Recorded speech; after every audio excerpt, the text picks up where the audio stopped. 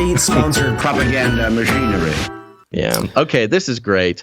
I'm going to start out. This is coming from apnews.com. And the headline, you may have heard, Disinformation Board to tackle Russia, migrant smugglers. Woo. The Department of Homeland Security is stepping up an effort to counter disinformation coming from Russia, as well as misleading information that human smugglers circulate to target migrants hoping to travel to U.S.-Mexico border. Wow, very specific. Like very broad, like Russia, and then like this really specific thing about the border. Quote, the spread of disinformation can affect border security, American safety during disasters, and public trust in our democratic institutions. The department said in a statement Wednesday it declined the Associated Press's request for an interview. Yeah, because you guys are lame, AP. That's right. A newly formed Disinformation Governance Board announced Wednesday will immediately begin focusing on misinformation aimed at migrants? Aimed at migrants or about migrants? Is there like a problem? Yeah, that does make a difference, though. That means the migrants themselves are receiving information that may be counter to what the government wants them to hear. And according to this article, the information is, hey, migrants, there's probably human smugglers. Yeah, be careful. So what they're saying, hey, migrants, don't worry, there's no human smugglers. Trust the guy in the van with the candy. A problem that has helped to fuel sudden surges at the U.S. southern border in recent years. Human smugglers often spread misinformation around border policies to drum up business. Last September, for example, this is like all about the immigration thing.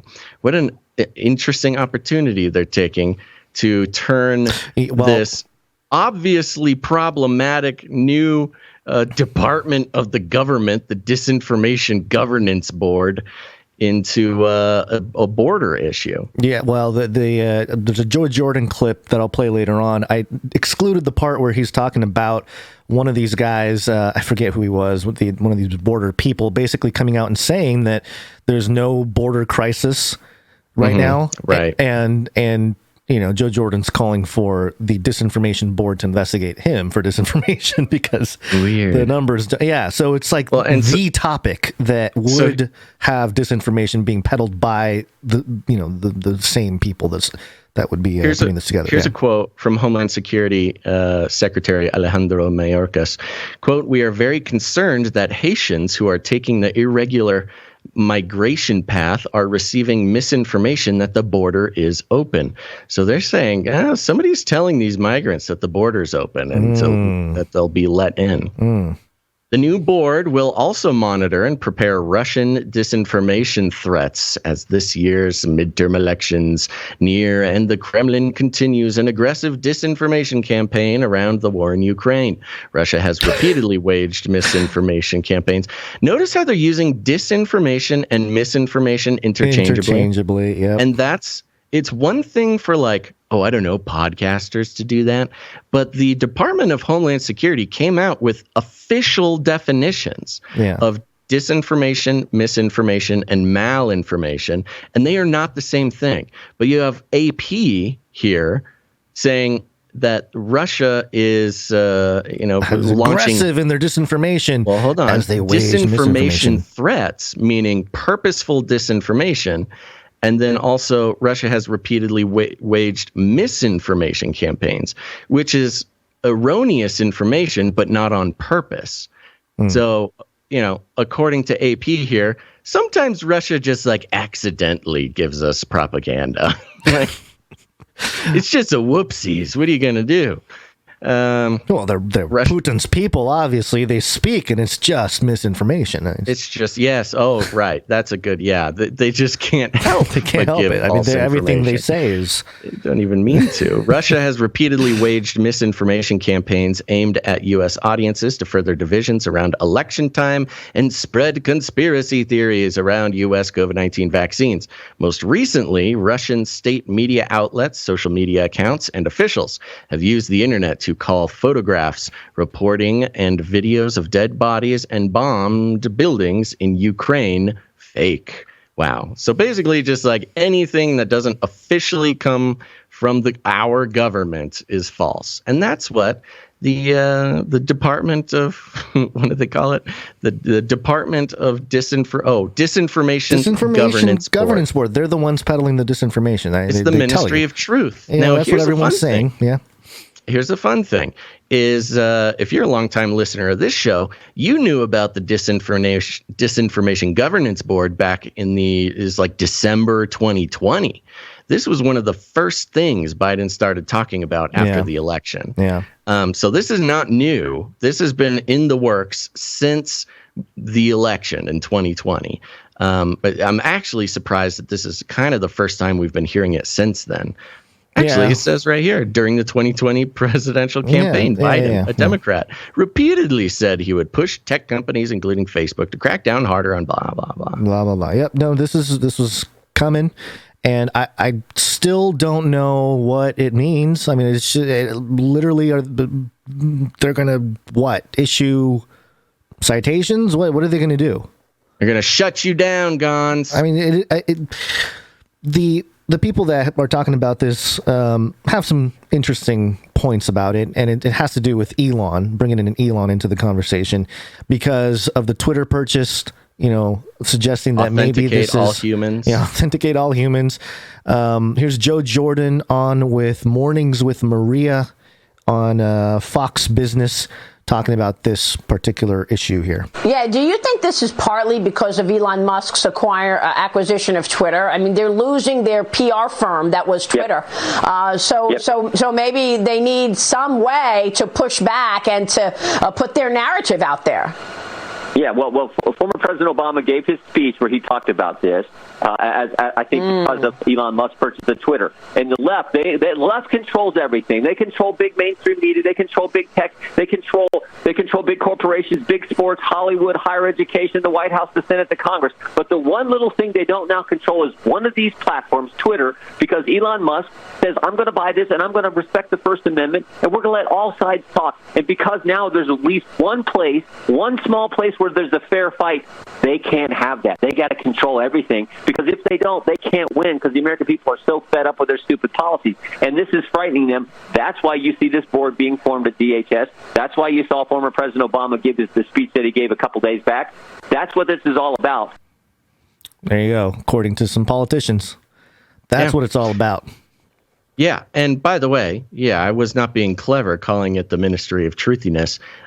It's trending on Twitter. It's been trending on Twitter that's the funny part. That's how it started trending on Twitter, by the way. Well, I know. Well, that's the funny part about it, is it's not even a clever conspiracy theory.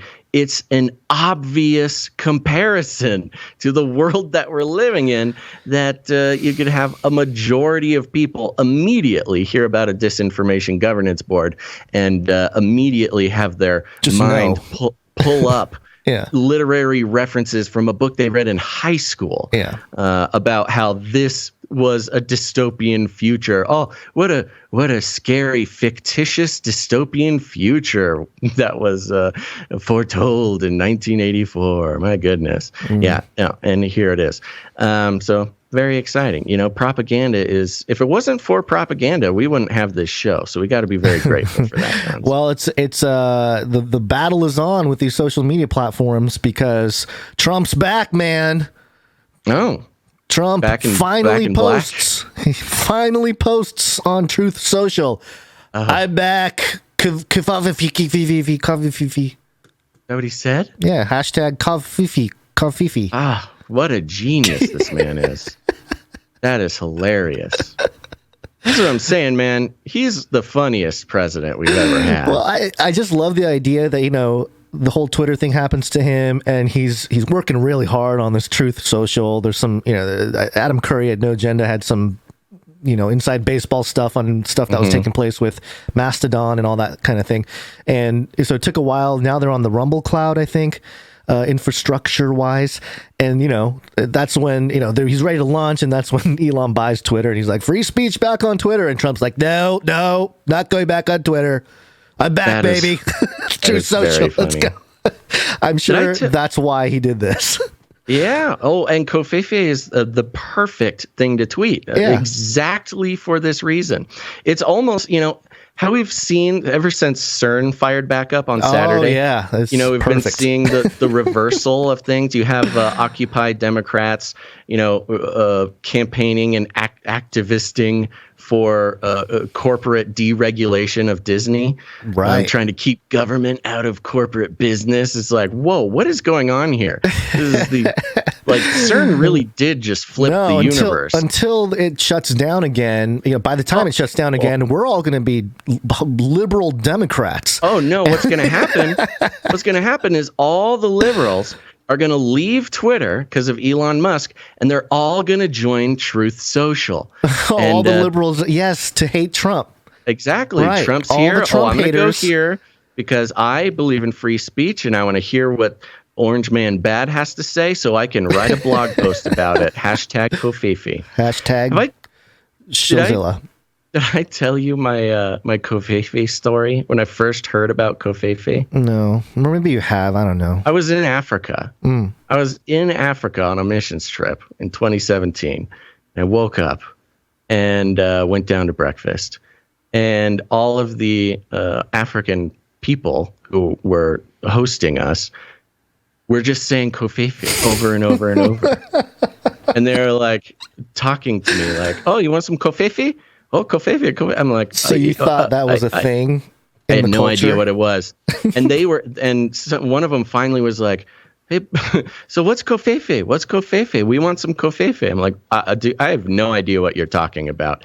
And he held up his phone that had Trump's tweet on it. And that was the moment that my life was changed forever. And Covfefe changed how I thought about everything in the world. The trajectory of the universe. Exactly. So that's right. CERN has flipped us upside down. Libs all leave Twitter. Go to Covfefe verse. Ooh, the Covfefe verse. Covfefe verse. Oh, that's the next thing. Covfefe metaverse. Buy land. Who can program some blockchains for us? Some money making scheme right there. Buy land, and we'll get Madison Cawthorn to sign on to the promotional package.